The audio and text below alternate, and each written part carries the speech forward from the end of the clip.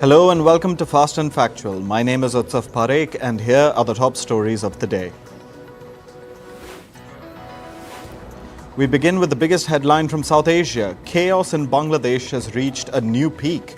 The latest reports coming in say that Prime Minister Sheikh Hasina may have stepped down amid the ongoing protests in the country. Sheikh Hasina has reportedly also fled Bangladesh and is possibly en route to Helsinki in Finland. Bangladesh has been facing violent protests for weeks now over reservations in jobs. Reports of Sheikh Hasina stepping down came after the Bangladesh army chief held a meeting with all political parties. The Bangladeshi army reportedly issued an ultimatum to Sheikh Hasina to either step down or face action.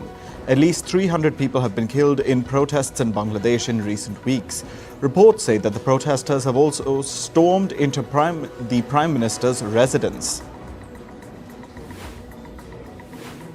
Celebrations have erupted in Bangladesh's capital Dhaka amid the reports of Sheikh Hasina's resignation. Reports say that the Prime Minister has fled the country and student protesters who have been vehemently calling for her ouster have erupted in joy. Scores of people were seen in Dhaka collectively calling for change. Meanwhile, violent protests continue in the UK after the stabbing attack in Southport recently that killed 3 people. The riots, triggered by rumours over the background of the 17-year-old suspect, continue to affect multiple cities. Social media reports suggested that the UK-born suspect was a Muslim migrant. The rumours triggered far-right protests. In the latest, anti-immigration demonstrators and counter-demonstrators faced off in Lancaster, and in Rotterdam, protesters clashed with the police. The British Prime Minister Keir Starmer has condemned the anti-immigration riots.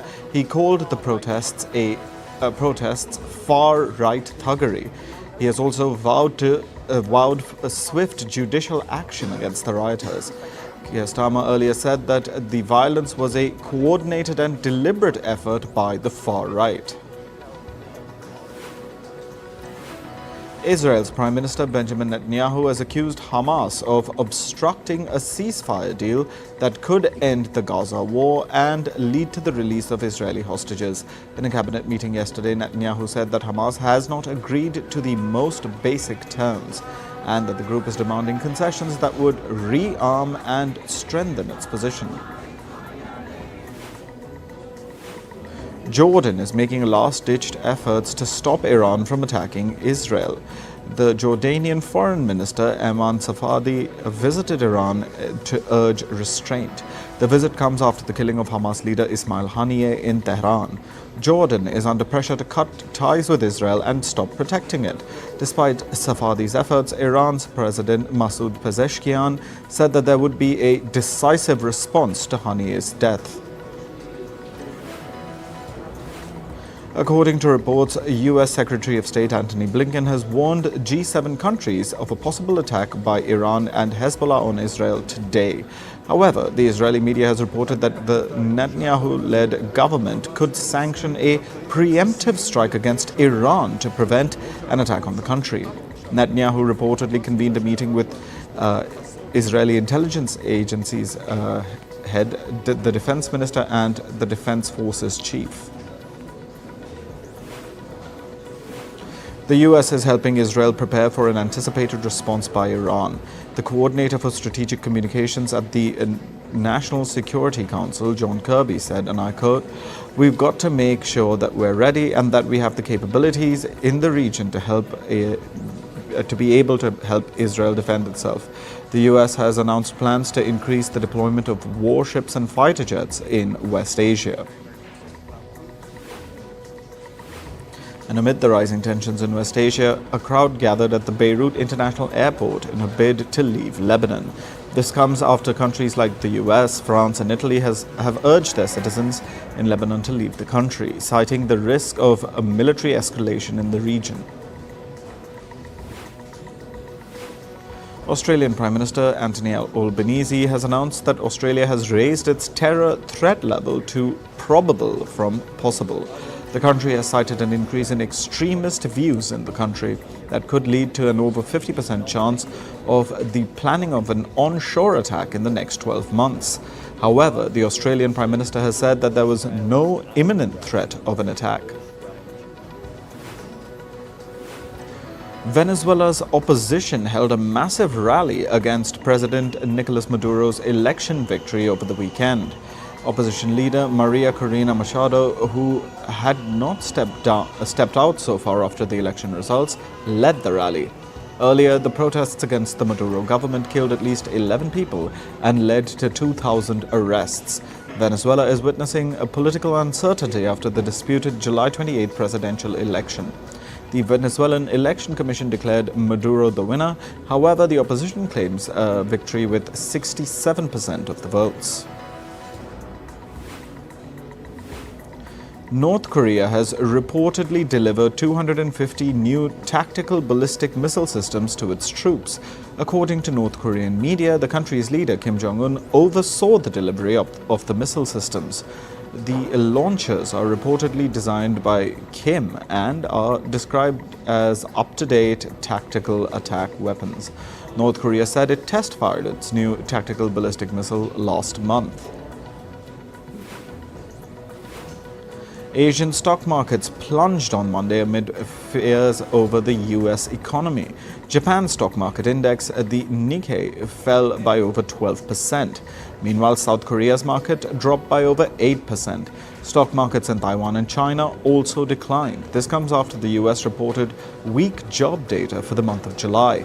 The data has sparked fears of the US slumping into a possible recession.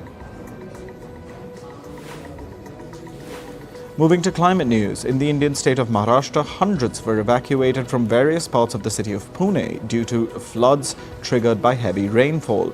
Indian Army officials were deployed to help with the evacuation process. A red alert was issued for areas near water bodies. In Saudi Arabia, a raging flash flood has inundated parts of the mountainous region in the Jizan province. According to reports, one person died after a bridge collapsed and several others were injured. Saudi weather officials have predicted more rainfall in the region this week. Hurricane Debby has turned into a powerful Category 1 storm. It'll make landfall in the US state of Florida today. Ahead of its landfall, the storm brought gale-force winds and heavy rain to the region. Eastern China is baking under high temperatures. In places like Shanghai, Anhui and Jiangsu, the temperature is likely to stay as high as 43 degrees Celsius for the next 10 days. Meteorologists say that the high temperatures are due to global warming. An ongoing wildfire in the US state of California has now become the fourth largest in the state's history. Over 6,000 firefighters have been deployed to battle the raging blaze. Nearly 4,000 people were evacuated to safety shelters. The New Zealand government has rolled back environmental reforms in a bid to boost economic growth. The government wants to revive New Zealand's flailing economy. However, critics say that this risks the prosperity of future generations. On to business and tech news. The Indian stock market indices declined by over 2.5% during today's trade. The Sensex was down by over 2,100 points to the 78,880 mark. Nifty dropped by over 620 points to reach the 24,000 level. All sectors fell into a sea of red, with automobiles, public sector banks and realty stocks dropping by over 4%.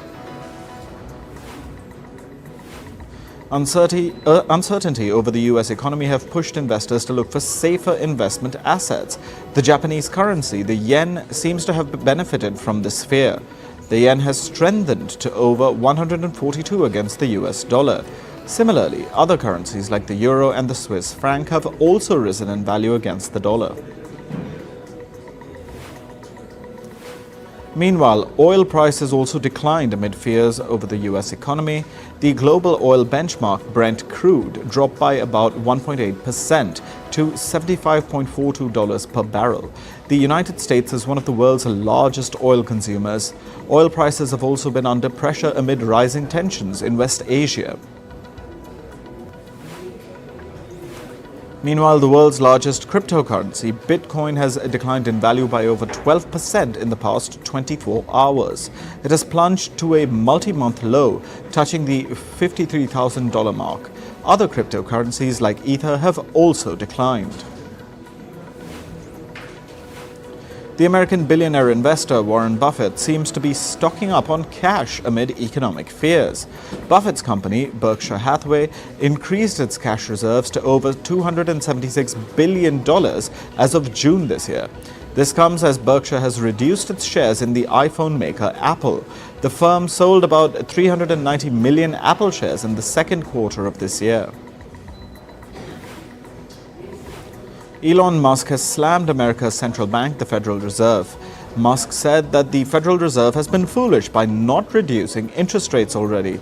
The comments came as the Fed kept its interest rates unchanged in its last meeting. Some investors believe that the Federal Reserve has kept interest rates high for too long, and that has hurt the US economy. Meanwhile, Elon Musk's brain chip startup Neuralink has implanted its device in a second human trial patient.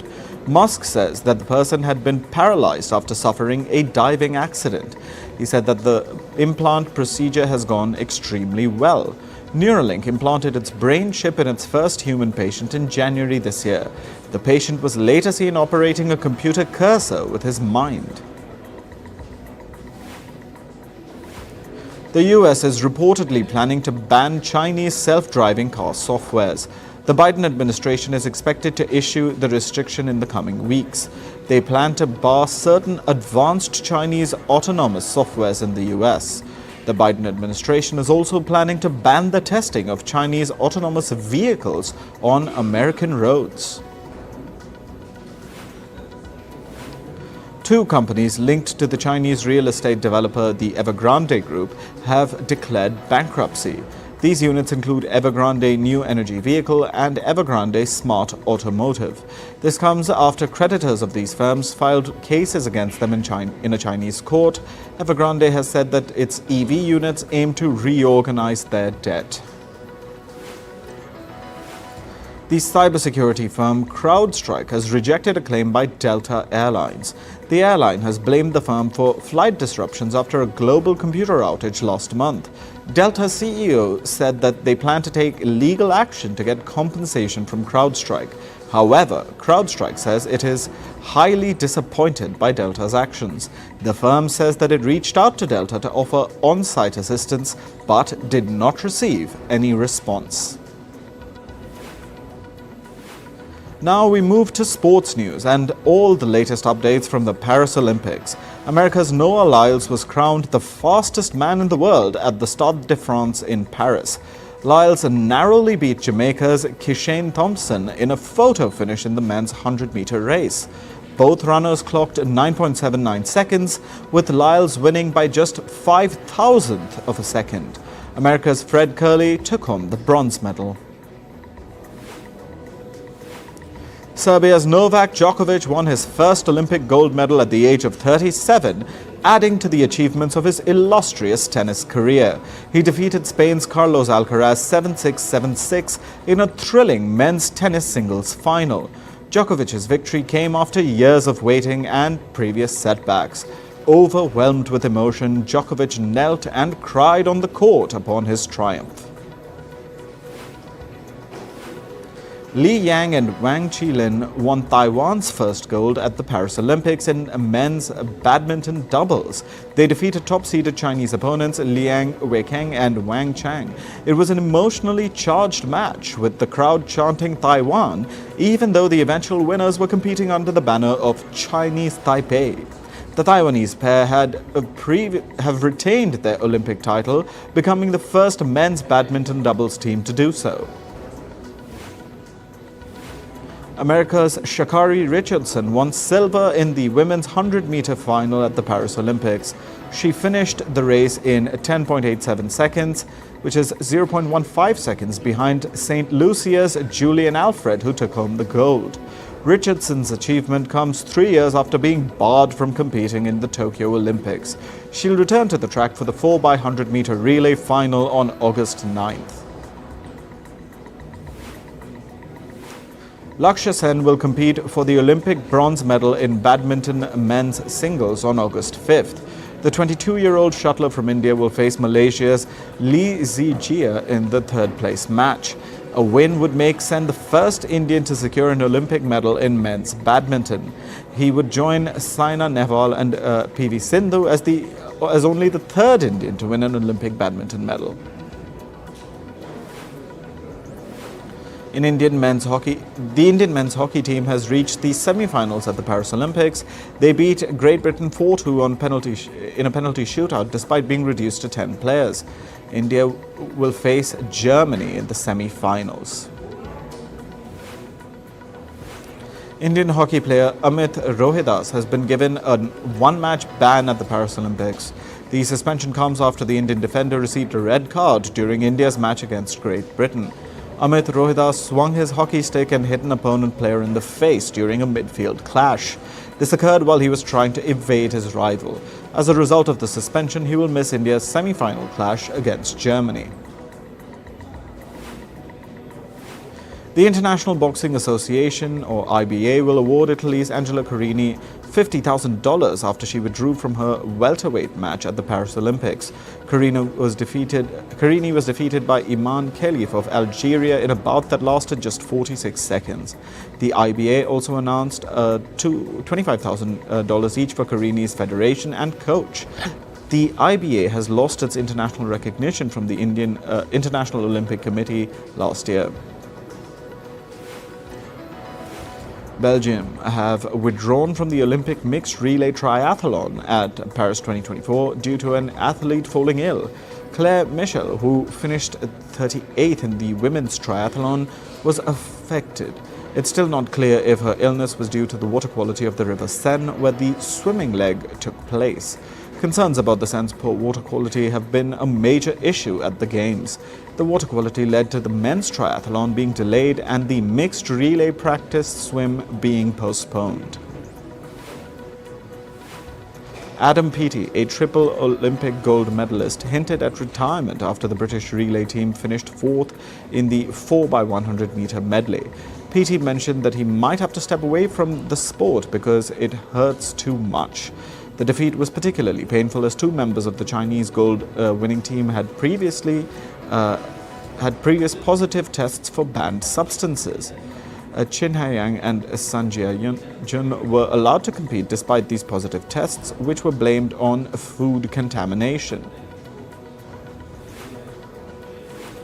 In entertainment news, Adele paused her Munich concert to watch the women's 100-meter final at the 2024 Summer Olympics. She broadcasted the 11-second race to her fans who had come to attend her concert. The singer then asked the audience to give the participants a round of applause. According to reports, Cardi B has asked a court to give her the primary custody of her children with her husband Offset. This is according to records of their divorce documents. The singer is also seeking child support money from Offset. The former couple's divorce documents were filed last week. They have 2 children together. Charlie XCX and Billie Eilish donated 10,000 pairs of underwear used in their music video Guess. This was done to provide aid to domestic violence victims. They will be given to the survivors of domestic violence through an organization. Deadpool and Wolverine has hit $824 million globally. The film, starring Ryan Reynolds and Hugh Jackman, is now the second highest grossing film of 2024 after Inside Out 2. The film is now expected to enter the $1 billion club soon. Indian actor Shah Rukh Khan will be honoured with a special award at the Locarno Film Festival. He'll be given an award for his artistic contribution that redefined cinema. The festival, founded in 1946, is one of the world's longest-running annual film festivals.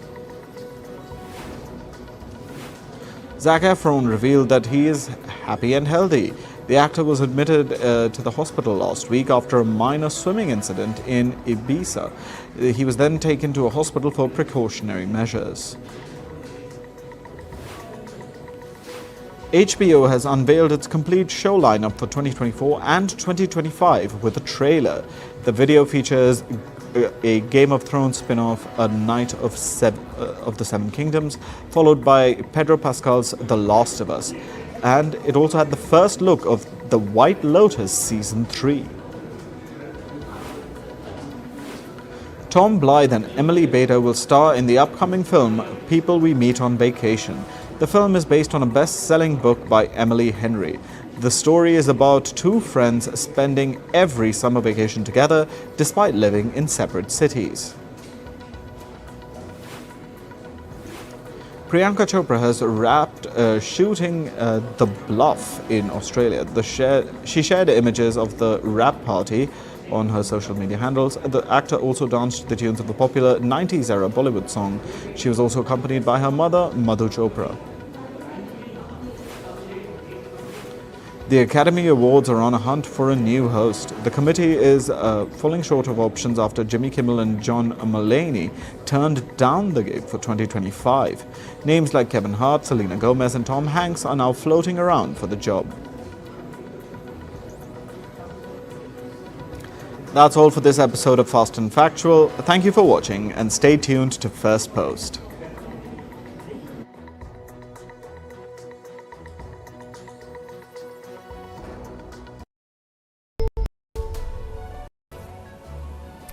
Namaskar, this is Firstpost and you're watching Advantage with me, Palki Sharma.